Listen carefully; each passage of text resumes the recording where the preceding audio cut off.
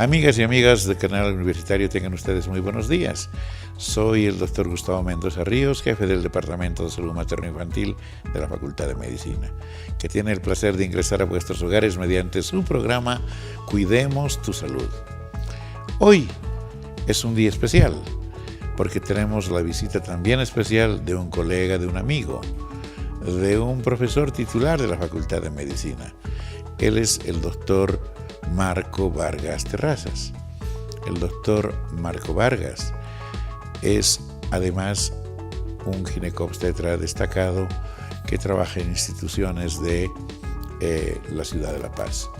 Con él hemos de abordar un tema muy importante, el de la amenaza del parto prematuro y de la rotura prematura de membranas, la rotura antelada de la bolsa de las aguas que rodea al feto durante la gestación.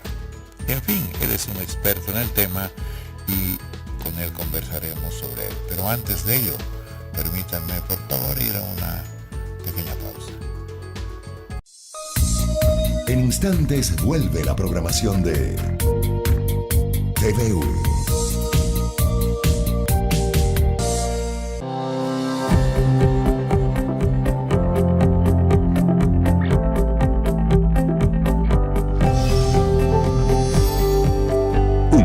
Transparente.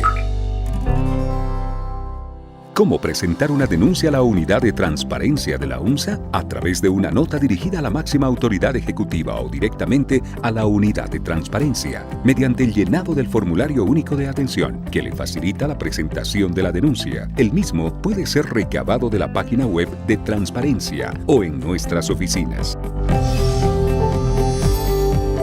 UNSA Transparente.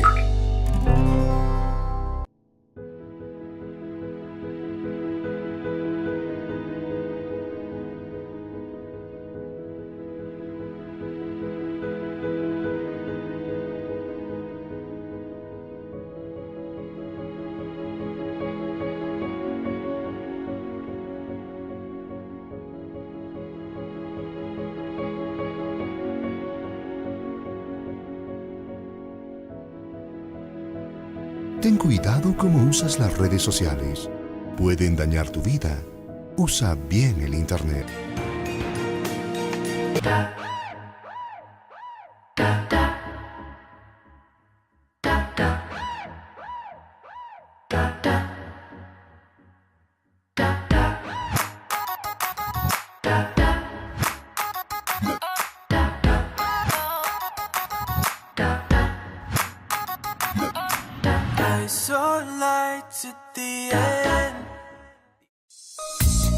Continúa con la programación de TVU.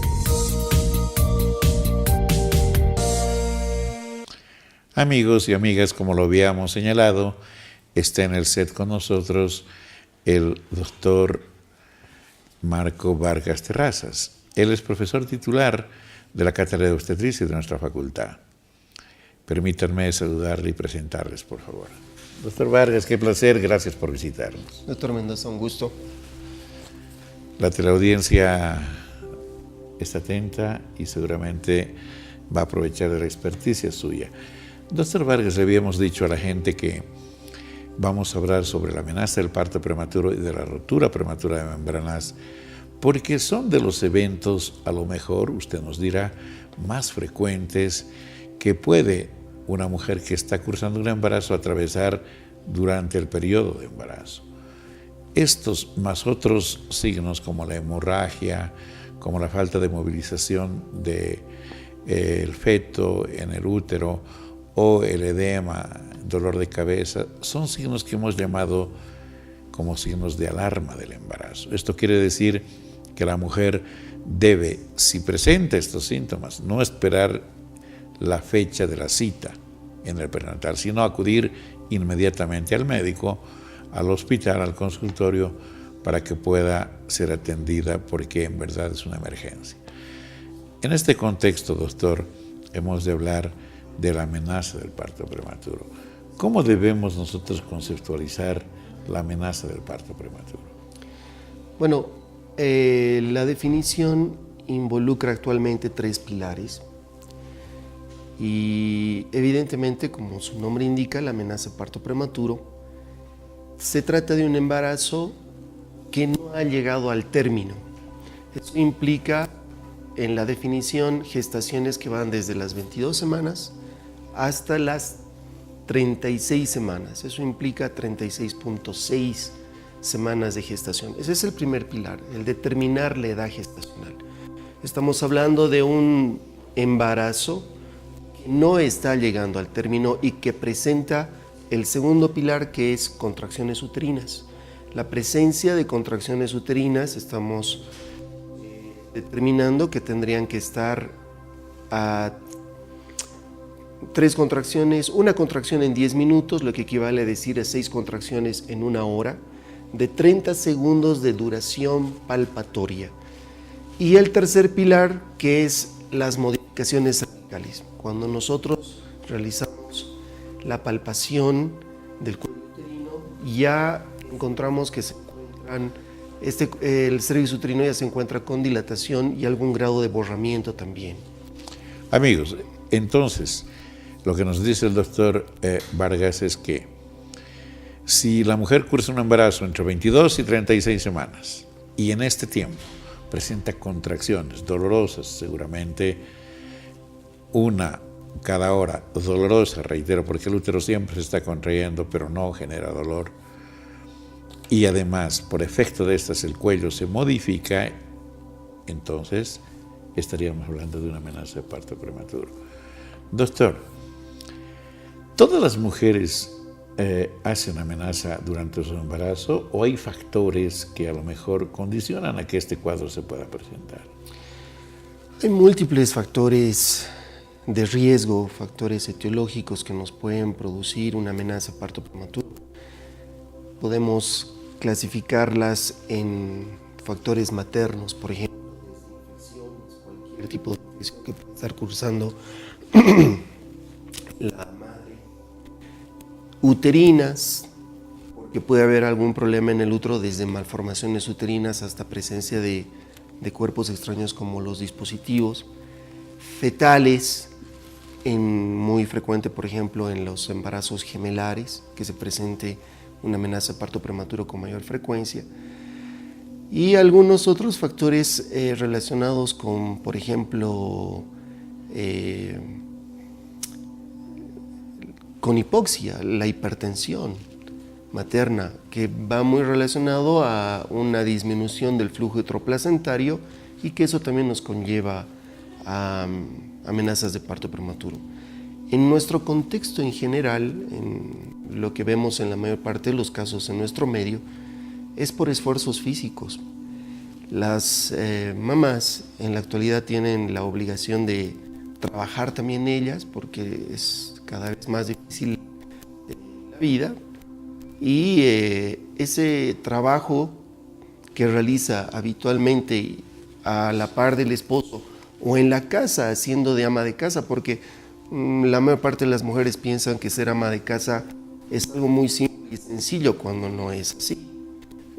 Hay que hacer una serie de esfuerzos en el hogar, y esos esfuerzos, desde lavar ropa, el alzar alfombras, recorrer muebles, hace que la mamá, por ese esfuerzo que realiza, empiece con las contracciones uterinas y sea una de las causas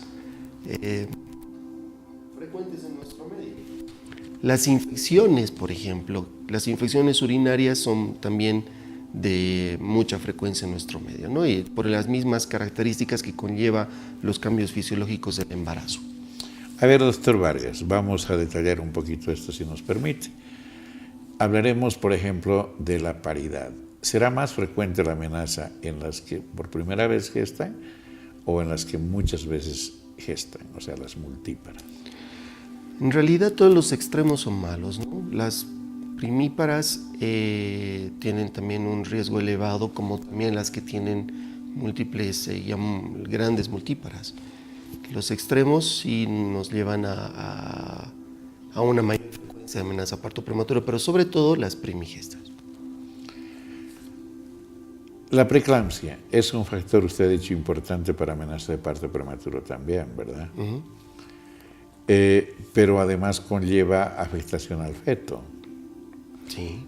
Entonces, se espera que una señora con preeclampsia pueda hacer parto prematuro, generalmente.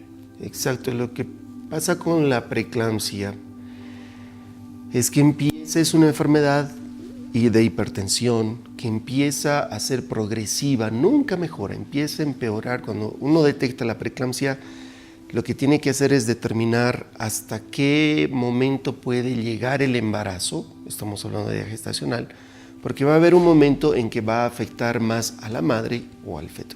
Entonces nos obliga a hacer una interrupción mucho antes de que lleguemos al término, porque es una enfermedad que empieza a afectar a la madre, por ejemplo, puede causar una insuficiencia renal, empieza a hacer alteraciones de la coagulación que conlleva a mucho riesgo de muerte materna. Y el otro extremo es que empieza a afectar mucho al bebito y que puede incluso morirse dentro del vientre materno. Entonces, lo que se hace es determinar que no llegue ninguno de estos dos riesgos y nos obliga a interrumpir el embarazo antes de llegar al término, por lo tanto amenaza parto. Es un parto prematuro prácticamente. Así es. También puede predisponer a esto la implantación baja de la placenta, ¿verdad? Creo que sí, la placenta previa que está dentro de las hemorragias del segundo trimestre es una de las consecuencias de amenaza de parto prematuro de origen ovular de la placenta. Y como en toda medicina nada es 2 más 2, 4, placentas previas que pueden complicarse con hemorragias pueden llegar a un embarazo a término y determinar para nosotros una cesárea programada, por ejemplo. Pero puede también presentar hemorragias previas antes de llegar al término del embarazo y obligarnos a interrumpir el embarazo antes de que llegue al término. Por lo tanto, un parto prematuro también. Por supuesto. Amigos, no se olviden, el doctor Vargas dijo, cuando el nacimiento acontece entre 22 y 36 semanas, los recién nacidos son prematuros o pretérminos. Suele haber una división inclusive un poco artificiosa, pero para generar mayor cuidado en la atención de los niños. Se dice prematuro inmaduro, cuando está antes de la 28 semana o hasta la 28 semana, y prematuro propiamente dicho de 28 a 36. Sin embargo, todos desde las 22 a la 36, todos son prematuros. Unos seguramente con más riesgo que otros. Doctor Vargas, hay otros eventos que a lo mejor vale la pena también recordar. Por ejemplo, a veces el cuello no contiene, sostiene el embarazo y hay un momento en el que el embarazo se interrumpe, primero hace amenaza, como usted dijo, y después puede nacer. Se llama incontinencia, ¿verdad? Sí, evidentemente la incompetencia ismicocervical es uno de los diagnósticos diferenciales para la amenaza parto prematuro. Y se caracteriza precisamente porque, si bien hay modificaciones cervicales, no existen contracciones uterinas que sí tienen en la amenaza de parto prematuro. Generalmente la incompetencia ismicocervical empieza ya a aparecer a partir de las 16 semanas, es decir, antes de la amenaza de parto prematuro, que es a partir de las 22 semanas, porque ya el embarazo y el producto, la placenta, empieza a tener un peso suficiente como para que el cuello incompetente se haga presente sin presencia de contracciones uterinas.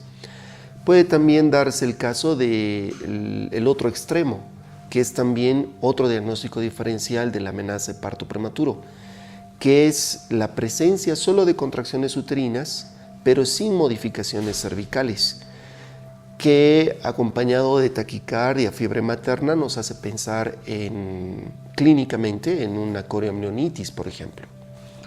Doctor Vargas, para concluir la parte materna, aunque no es todo lo que provoca amenaza de parto prematuro. Creo que es muy importante hablar de las infecciones urinarias. De hecho, se dice, usted me corregirá, que si la causa es una infección, como causa de amenaza de parto prematuro, el 95% ocuparía la infección urinaria. Exacto. ¿No es cierto? Sí. Entonces, explíquenos, por favor, para que la gente sepa que una mujer durante un embarazo es posible que pueda presentar cuadros con sintomatología, pero también otros que no tengan sintomatología. Y por eso es importante el prenatal para hacer el diagnóstico y, en consecuencia, el tratamiento y evitar el cuadro de la amenaza, ¿verdad?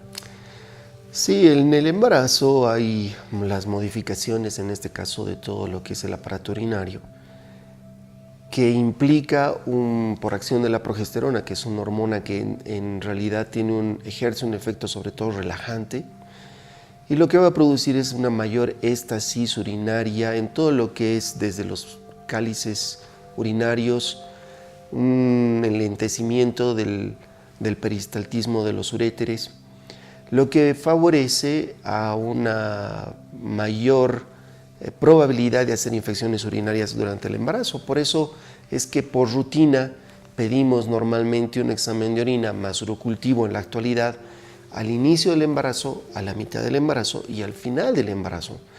Porque en el embarazo, aparte de haber infecciones urinarias altas y bajas, hay una entidad que se llama la bacteriuria asintomática y que no es la típica infección de vías urinarias que se caracteriza por un aumento de la frecuencia miccional, dolor al orinar.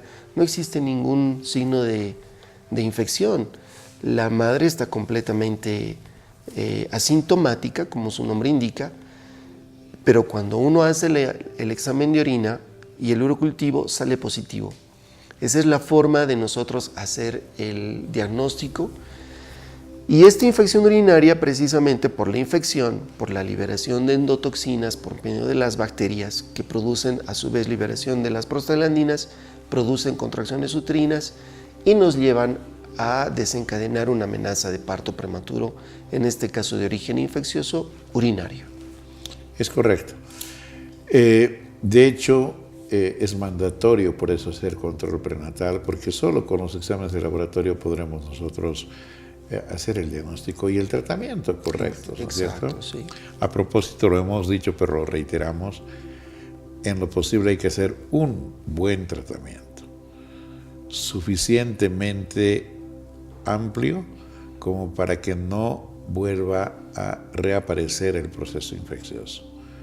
Sabemos en general qué germen está allí y pues hay que acabar con él, porque de lo contrario van a haber episodios a repetición que son sumamente molestos y pueden terminar a la larga hasta con insuficiencia renal o con falla renal, ¿no es cierto? Otras sintomatologías de la infección alta, pero la idea era que ustedes sepan, queridas amigas y amigos, que la infección urinaria es un factor muy, muy importante para amenaza de parto prematuro. Inclusive las infecciones vaginales, ¿verdad? Claro, por contigüidad, por la facilidad que tiene la infección de seguir el canal vaginal, infectar el canal cervical y producir inclusive una coriamnitis, nos va a llevar a una amenaza de parto prematuro. Correcto. Doctor, hay más factores maternos, pero no vamos a abundar en ellos.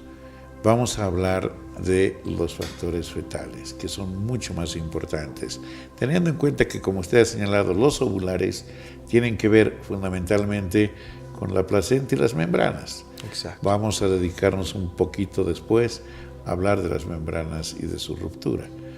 Pero antes, amigos, permítanme ir a un corte antes de seguir conversando sobre el tema.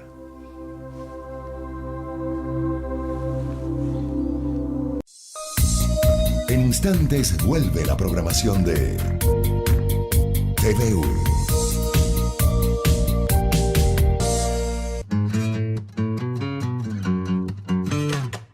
¿Sabías que la unidad de transparencia tiene buzones interactivos distribuidos en predios de nuestra Casa de Estudios Superiores?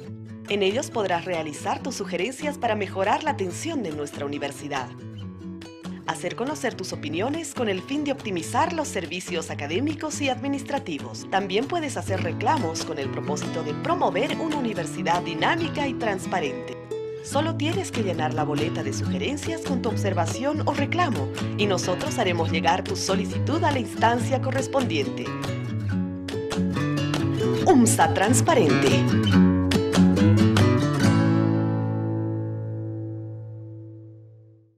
No podemos contratarte. ¿Puedo saber por qué? ¿Usted piensa que no tengo capacidad? No es eso. Porque soy madre soltera. ¿Cómo que tu hijo? No. Porque no soy de la ciudad. ¿Qué tiene que ver la ciudad? Así seas del campo. No. ¿Es por mi apariencia? El racismo y la discriminación son delitos. Educa diferente.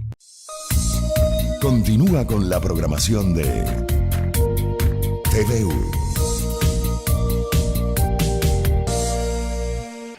Amigos, estamos conversando con el doctor Marco Vargas Terrazas, ginecobstetra, profesor titular de la Facultad de Medicina, sobre un tema muy importante, el de la amenaza del parto prematuro. La consigna, doctor Vargas, es que ojalá no nacieran niños prematuros, porque si nos da el tiempo hablaremos de los problemas que presentan estos recién nacidos. La idea es controlar el cuadro antes de que se produzca el parto, y en eso estamos identificando factores que probablemente condicionan al nacimiento de niños prematuros. Lo habíamos dicho, hay factores maternos, hemos hablado de ellos, hay factores ovulares, se han citado algunos, pero ahora vayamos a factores también fetales.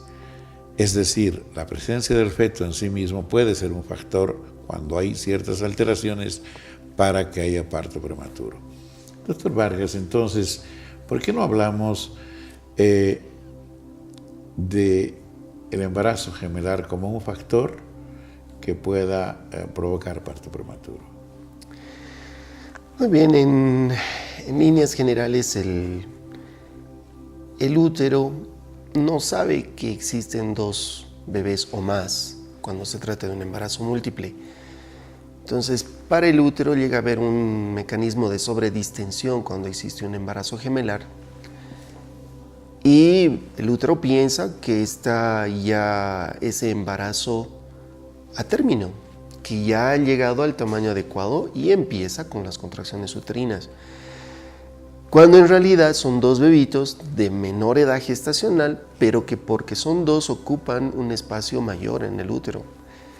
Prácticamente este mecanismo de sobredistensión es la causa para que empiece una amenaza de parto prematuro. Es así que en las amenazas de parto prematuro por embarazo gemelar, muy rara vez se llegan hasta las 36 semanas. Si se trata de un embarazo triple o más, muy rara vez se puede llegar inclusive hasta las 34 semanas. La edad gestacional va reduciendo porque evidentemente la sobredistensión uterina es mayor mientras más bebés estén dentro del útero. Es por eso que inclusive las fertilizaciones in vitro en la actualidad se consideran exitosas cuando la fertilización tiene un solo producto porque tiene menos complicaciones desde todo punto de vista, ¿no? De hecho, así es, doctor Vargas, tiene toda la razón. En las fertilizaciones in vitro generalmente se implantan 2 o 3 embriones en la hipótesis de que alguno de ellos no pueda implantar, pero puede acontecer que todos implanten. Entonces, acá no, pero probablemente afuera con más frecuencia se hace inclusive la lisis selectiva de alguno de estos embriones. Es un problema muy serio ético para favorecer a los que queden en su sobrevivencia y permanencia en el útero el tiempo más o menos adecuado. Así es, se dice, doctor Vargas, que al menos el 60%, otros dicen 70%, y otros un poco más de los embarazos gemelares terminan prematuramente. Así es. ¿No? Y los médicos obstetras toman sus previsiones, por supuesto, ante este acontecimiento. Otro factor está relacionado con la diabetes, ¿verdad? Sí, las diabetes, si no son controladas durante el embarazo, nos van a conllevar a un producto de mayor tamaño, macrosómico, y esa macrosomía, al igual que un embarazo gemelar, un producto muy grande, hace que el útero piense que ese embarazo ya sea de término. Y en realidad se trata de un bebé que es muy grande por la diabetes y que por el tamaño inicia el trabajo de parto antes de llegar al término y por ende termina en amenaza de parto prematuro. Es por eso muy importante el control de la mujer diabética durante la gestación. En la mayoría de las mamás diabéticas el tratamiento es tan solo con alimentación, dieta. Y el éxito de ese tratamiento se traduce en tener un bebé que no sea macrosómico. El tener un bebito macrosómico es un resultado y un indicativo indirecto de que nuestro tratamiento de la diabetes durante el embarazo no ha sido el adecuado. Precisamente una forma de poder estar nosotros seguros de que ese bebito es pretérmino y no se trate de un embarazo a término es tener una secuencia de tiempo ecográfico desde las primeras etapas del embarazo. Las ecografías del primer trimestre son las que nos ayudan mucho más para determinar la edad gestacional y la fecha probable de parto. Yo le pongo un ejemplo, o sea, una mamá que viene con 10 semanas, si yo le hago una ecografía y me coincide con las 10 semanas que ella me indica por su fecha de última menstruación, estamos yendo por buen camino, hay una correlación. Esa misma mamá viene a las 20 y también coincide con la ecografía, tiene 20 semanas por FUM y por eco, pero de pronto esa mamá diabética viene a las 26 semanas y de pronto la ecografía ya me sale que el bebito está de 28. A las 34 semanas, por FUM, siendo prematuro, la ecografía me dice que está de 37 semanas. Si yo no tengo esa secuencia de ecografías que me hace el diagnóstico de que hay una disrupción en la correlación de FUM y ecografía, no puedo hacer un diagnóstico adecuado. Si esa paciente lo hizo, voy a poder hacer el diagnóstico, pero si esa paciente viene al final del embarazo y solo se hace la última ecografía sin tener las previas, puede llevarnos a una confusión de pensar de que se trata de un embarazo de término, cuando en realidad es un embarazo pretérmino. Ese bebito va a nacer, pero va a tener dificultad respiratoria, a lo mejor necesita cuna o hasta llegar a terapia intensiva neonatal, ¿no? Así es.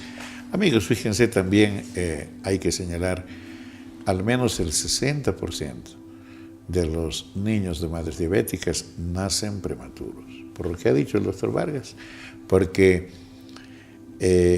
cuando cursa 35 semanas de gestación, o sea, 8 meses más o menos, este bebé ya pesa 3,500 en términos generales. Y obviamente, además en las diabéticas, recuerdo que se produce un aumento mayor de líquido amniótico. Estos dos factores, como dijo el doctor Vargas, aumentan el volumen del útero y se produce el parto. Son esos niñitos grandes, lindos, pero con pies de barro, ¿no? O sea, son chiquitos que hacen hipoglicemia, muy lábiles y se pueden morir a pesar de su lindo aspecto y tamaño. Entonces, este es un factor muy importante. Doctor Vargas, hay otro factor que a veces la gente no toma en cuenta. Es el de la incompatibilidad de grupo sanguíneo, o mejor todavía, la incompatibilidad de RH. La del grupo sanguíneo no da mucho problema, pero el RH sí, porque es de esto que se sensibiliza a la mujer, ¿no? Y cuando está muy sensible, parece que la probabilidad de un embarazo al término es mínima. Sí, son mujeres que evidentemente tienen el factor RH negativo. Las mamás embarazadas son las que tienen que tener el grupo RH negativo y tener como antecedente un embarazo previo. Pero también, siendo la primera gestación, puede haber en algunas pacientes sensibilización. En las amenazas de aborto, por ejemplo, hay desprendimientos placentarios y en esos desprendimientos puede haber el pasaje de la sangre fetal hacia la madre. Como la madre es RH negativa, si el producto es RH positivo, sensibiliza a la madre formando anticuerpos contra la sangre del bebito. Es ahí que se produce la eritroblastosis fetal, terminando en hidrops fetalis, que conlleva a un edema generalizado del bebito, que se lo determina por ecografía, y lo que también nos conlleva a una amenaza de parto prematuro, ¿no? Generalmente son pacientes que, este tipo de pacientes ya vienen con el diagnóstico de que son RH negativas y ya eso nos alerta para nosotros indicarle a la paciente que tiene que hacer mayores controles por el riesgo que conlleva y también pruebas de laboratorio, en este caso el CUMS indirecto, que nos indica si la paciente está siendo sensibilizada o no para hacer la eritroblastosis fetal. Muchas pacientes no la hacen y bueno, cuando termina el embarazo, llega al término felizmente, pues se hace también las pruebas de CUMS directo para el bebito, se hace el respectivo determinación de grupo sanguíneo del bebé y se llega a identificar al producto que es RH positivo, entonces se procede a ponerle la vacuna anti-D a la mamá, ¿no? Si es RH negativo el bebito, pues prácticamente no necesita nada y eso nos explicaría el por qué no ha hecho la reacción. Lastimosamente, el RH, bueno, más bien felizmente el RH negativo es un gen recesivo y tiende a perderse, ¿no? Siempre es el RH positivo el que va a predominar en el producto, lo que hace de que sea más frecuente la incompatibilidad en estos casos. Amigos, creo que la explicación es muy clara. Habrá que añadir a lo mejor, doctor Vargas, que quien se sensibiliza y puede hacer problemas, obviamente, de sensibilización al feto, es la mamá. El papá no se sensibiliza ni se desensibiliza. Sin embargo, aporta la mitad pues, de la carga genética. Y esta es la razón por la que decía el doctor Vargas, si el bebé es negativo, no hay ningún problema, la mamá no se va a sensibilizar. Pero si es positivo, porque el marido es positivo y ha predominado este factor en el feto, entonces la mamá tiene posibilidades de sensibilizarse, pero el tema de fondo es que cuando una mamá se sensibiliza, ya no se desensibiliza, pues. Y si ha ocurrido varios eventos y aumenta la sensibilización, puede haber un momento en el que el feto se afecte tan tempranamente que no llegue ni a las 30 semanas, ¿no? Exacto, y es más, siempre nosotros pensamos en embarazos previos a término, partos previos a término, o cesáreas previas para pensar en la sensibilización, cuando en realidad una madre RH negativa puede sensibilizarse con abortos previos, embarazos ectópicos previos también. Entonces, que pueden haber sensibilizado previamente la mamá y que esté cursando ahora su primera gestación. Y uno pensando que es la primera gestación, piensa que no está sensibilizada, pero sin embargo sí lo está. Gracias, doctor Vargas. Amigos, estos casos de sensibilización, o mejor dicho, de factor RH negativo que tengan las mamás, indudablemente durante el control prenatal se puede perfectamente manejar y es mandatorio que esto hagamos. Los médicos especialistas han de saber abordar el tema con propiedad y, por supuesto, llevar adelante el embarazo junto con la mamá y la familia seguramente para un buen éxito al final de los 9 meses de embarazo. Doctor Vargas, para ya cerrar esta parte, simplemente porque vamos a hablar de rotura prematura de membranas enseguida. Esto quiere decir entonces que, como usted señaló, de 22 a 36 semanas, si nacen los chicos son prematuros. Y si salen o nacen antes de la 22 semana, estamos ante otro cuadro, ¿no es cierto? Claro, ya entra dentro de lo que nosotros catalogamos como los abortos, ¿no? Y precisamente porque la probabilidad de vida es nula, cero, por debajo de las 22 semanas. Gracias. Esto es muy importante, amigos, porque hay abortos tempranos, intermedios, tardíos, en fin, se pueden clasificar de 1000 formas, pero si se interrumpe el embarazo antes de esta edad, eso es aborto. Y, doctor, para completar, ¿y cuándo se dice postérmino o posmaduro? Claro, ahora el término tenemos que determinarlo desde las 37 semanas hasta las 42 semanas, es de término. Posttérmino y es 42 semanas para arriba. Eso en teoría, ¿no? Porque, bueno, en la práctica nadie casi espera que llegue un producto a las 42 semanas. Ya cuando llega a las 41 semanas de gestación y no ha empezado un trabajo de parto, ya las programamos para que sean inducidas a parto, ¿no? Y si las condiciones no son las propicias para un parto, se la programa para cesárea. Correcto. Amigos, quiere decir que es muchísimo más peligroso esperar después de las 41 o 42 semanas porque la mortalidad del feto es altísima. Entonces, lo que ha dicho el doctor, uno detecta que el embarazo ha llegado a 41 semanas y se propone terminar con él mismo siempre en consenso con la familia, porque el esperar puede ser muchísimo más riesgoso que el que uno pueda intervenir. Bien, hemos de hablar enseguida del siguiente tema, pero ahora vayamos a un segundo corte, por favor.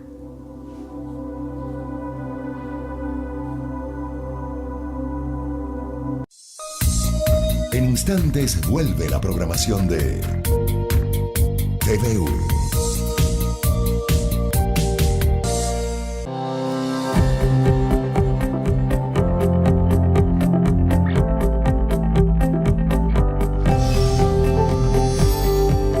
UNSA Transparente.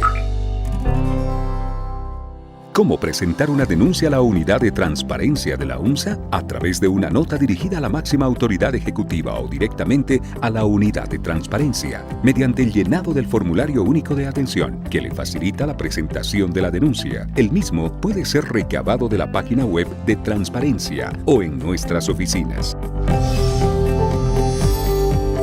UNSA Transparente. El acceso a la información es un derecho. Los miembros de la comunidad universitaria y la sociedad en general conocen sus actividades, resultados, contribución a la sociedad y manejo de recursos. El acceso a la información es un instrumento fundamental para transparentar las instituciones. ¿Tienes dudas? Acude a la unidad de transparencia. Avenida Villazón, número 1958, edificio Villazón, tercer piso.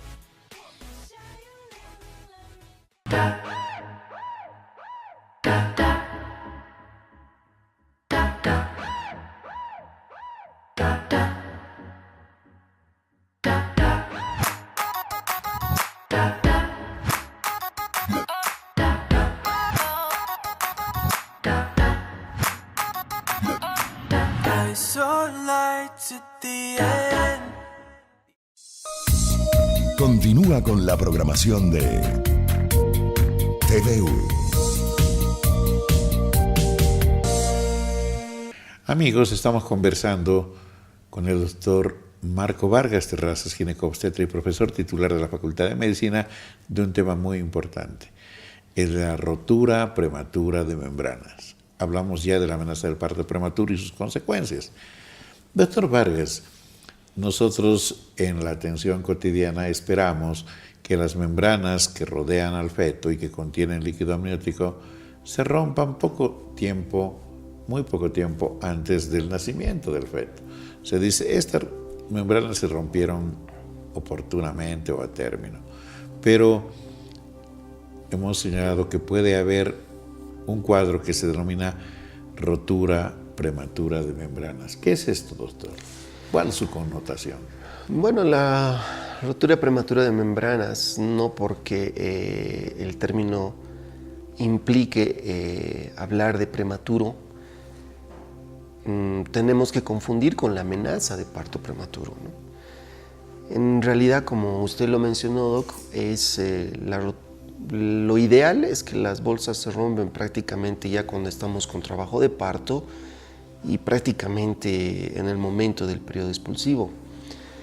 Si las bolsas se rompen antes de que empiece el trabajo de parto, ya sea el embarazo pretérmino, de término o posttérmino, si quieren, es una rotura prematura de membranas.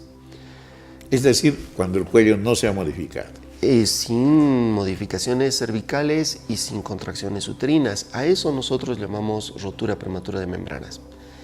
Esta rotura prematura de membranas se nos complica ahora sí, tomando en cuenta en qué momento de la edad gestacional se pudieron romper. Evidentemente, mientras más grande sea el embarazo, y si se trata de un embarazo a término, nosotros lo que tendríamos que hacer en este caso es, ante la rotura que se ha producido, inducir un trabajo de parto si las condiciones son adecuadas para el parto, y si las condiciones no son adecuadas, pues programar para una cesárea. Si mientras más pequeño sea el embarazo, la edad gestacional, se nos va complicando el tema, porque evidentemente mientras más prematuro sea la edad gestacional con una bolsa rota, nos vemos obligados a tener que utilizar antibióticos para prevenir una infección, porque el mayor riesgo de la rotura prematura de membranas es precisamente una infección fetal y después materna, ¿no? Hacemos una maduración pulmonar y lo ideal sería interrumpir a las 48 o 72 horas de haber hecho la maduración pulmonar. Gracias, doctor Vargas. Usted ha tocado un tema súper importante. Hay quienes creen que hay que esperar nomás que la natura resuelva. Y a veces tienen un éxito y 1000 fracasos, y no hablan de los fracasos, sino de un éxito que eventualmente ocurrió. Cuando se han roto las bolsas, cuando se ha vaciado el líquido, puede haber infección. Se dice que a las 6 horas empieza ya a colonizar, ¿no?, los gérmenes, y más tarde es peor, por eso se usan antibióticos. Pero ¿qué más puede ocurrir con el feto, con la madre, si se espera, digamos, indefinidamente? Precisamente que esa infección produce una infección neonatal que, bueno, al nacimiento nos va a producir desinfecciones pulmonares neonatales, intestinales y un muy mal pronóstico para el recién nacido. Y llegar a las infecciones maternas como una infección, desde una infección local uterina, que puede terminar inclusive hasta perdiendo toda la matriz, hasta un problema ya mucho mayor como una sepsis materna, una septicemia, ¿no?, llegando a casos extremos como a shocks sépticos, y si es que uno no tiene el cuidado adecuado. Lo recomendable es no llegar a estos extremos. El pronóstico del bebito evidentemente es peor mientras más pequeño sea, pero no se puede esperar y dejarlo a que la naturaleza haga su trabajo. Evidentemente el tratamiento no es el mismo como en la amenaza de parto prematura, en la que sí utilizamos uteroinhibidores. En el caso de las bolsas rotas, con un embarazo pretérmino antes de las 36 semanas, o hasta las menos de 37 semanas en este caso, no es aconsejable utilizar uteroinhibidores. No utilizamos uteroinhibidores, utilizamos los antibióticos como profilaxis, hacemos la maduración pulmonar, y lo ideal es realizar una interrupción dentro de las 48 a 72 horas después. Doctor Vargas, compartimos plenamente, a pesar de que pueda haber controversia. De hecho, es el profesional, amigos, el que debe, junto con la familia y después de hacer una adecuada información, tomar la mejor decisión. Sin embargo, compartimos el criterio que ha señalado el doctor Vargas. Creemos que si es pretérmino, deberá madurarse en un tiempo prudencial y después concluir el embarazo por la vía que se considere la más adecuada para el feto fundamentalmente. De hecho, no solo eso acontece, el feto, al no tener espacio para moverse porque todo el líquido se vacía, prácticamente puede tener inclusive en su crecimiento problemas, como por ejemplo si es que se apoya sobre la carita, puede eventualmente inclusive alterar la formación o el desarrollo óseo de algún segmento del cuerpo, la mandíbula, para decir algo. Pero hay algo que el profesor Manuel Díaz también nos enseñó, doctor Vargas, se debe acordar. Él decía, si nosotros mucho tiempo esperamos que el feto permanezca en el útero con las bolsas rotas, controlando inclusive la infección, esta incapacidad del feto de hacer movimientos respiratorios va a hacer que prácticamente el pulmón se compacte. Él decía, se produce una hepatización del pulmón. Es decir, este pulmoncito cuando nace el bebé ya no puede estirarse, ya no se puede distender. Entonces, aunque haya quedado un mes, en la mayor parte de los casos, como dijo el doctor Vargas, no hay 2 más 2, el feto no se beneficia, sino por el contrario. Entonces, sin embargo, reiteramos, esta es una decisión que debe tomar el profesional junto con la familia. Doctor Vargas, un último consejo a la familia antes de despedirnos, por favor. Claro, en la actualidad se habla de un tratamiento personalizado de la paciente, ¿no? No podemos generalizar a todas las pacientes con amenaza de parto prematuro y hacerlas un tratamiento para todas, o con la que tiene una rotura prematura de membranas. Se tiene que tomar en cuenta muchos aspectos, desde la edad de la paciente, las condiciones en las que se ha producido el embarazo, si es un embarazo muy deseado, como en el caso de pacientes que no pueden embarazarse y están recurriendo a una fertilización in vitro, por ejemplo, o que ha condicionado muchos hasta recursos económicos para la pareja el poder tener este embarazo actual. Entonces, en la actualidad se personaliza a la paciente y se ve cuál tratamiento es el adecuado para ella. No podemos generalizar. Eso más que todo. Muchas gracias, doctor Vargas. Creo que el mensaje es claro. Hay protocolos, están establecidos, los cumplimos, pero cada paciente y cada caso debe ser considerado de forma particular. Doctor Vargas, muchas gracias por su compañía y su experticia. Esperamos contar en una próxima oportunidad con su presencia para hablar de otro tema tan importante como este. No, pues las gracias a usted por la invitación, a toda la teleaudiencia, gracias por su paciencia y su comprensión, y para lo que gusten yo siempre voy a estar dispuesto. Gracias. No, a usted. Amigos, ahora permítanme ir al sector Una Perlita de Salud.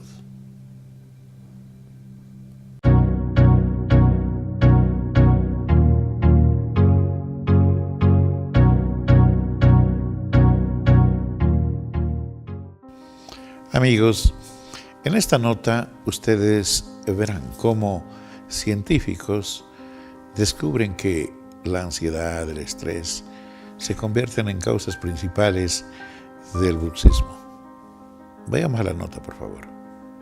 El estrés o la ansiedad es la principal causa del bruxismo. Muchas personas se levantan de la cama con dolores de cabeza y musculares sin saber que una de las causas puede ser el bruxismo.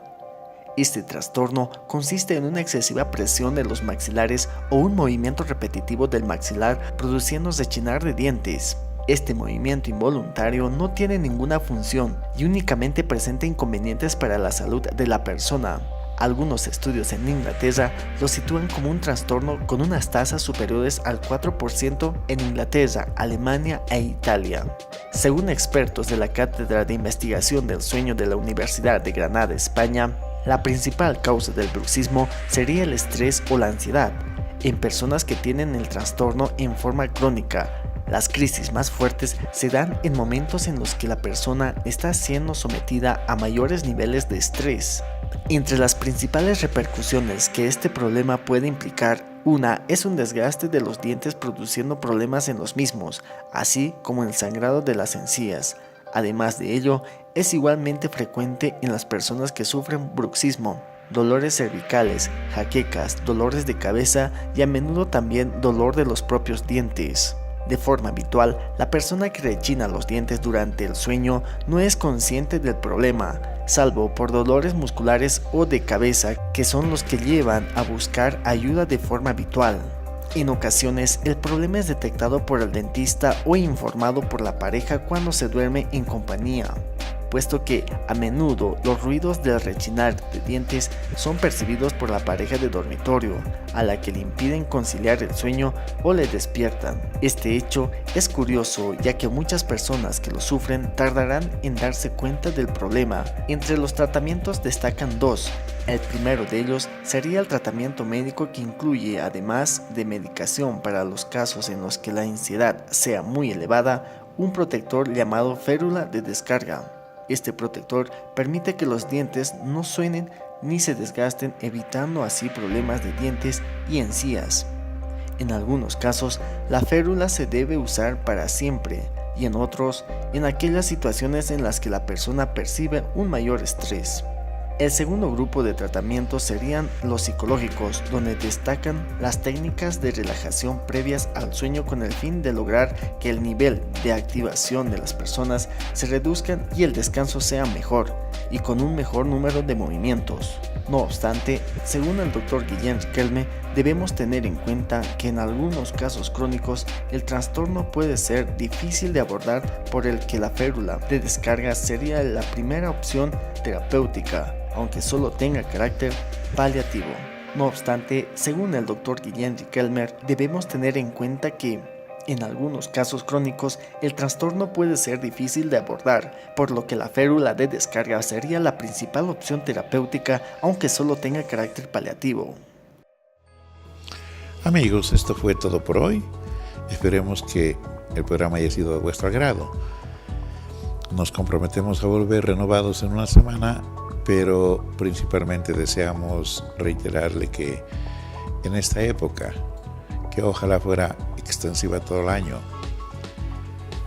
encuentren paz, felicidad, tranquilidad, prosperidad, progreso, desarrollo junto a la familia. Por ello, les sugiero que disfruten de un lindo fin de semana con lo más apreciado que uno en la vida tiene: su familia, sus hijos, su esposa, en fin, todos quienes componemos la familia. Hay familias normales y disfuncionales que también son normales. La normalidad es una construcción, y todos que forman parte de nosotros deben compartir, ojalá, estos criterios altruistas. Que Dios los bendiga y hasta la próxima semana. Muy buenos días.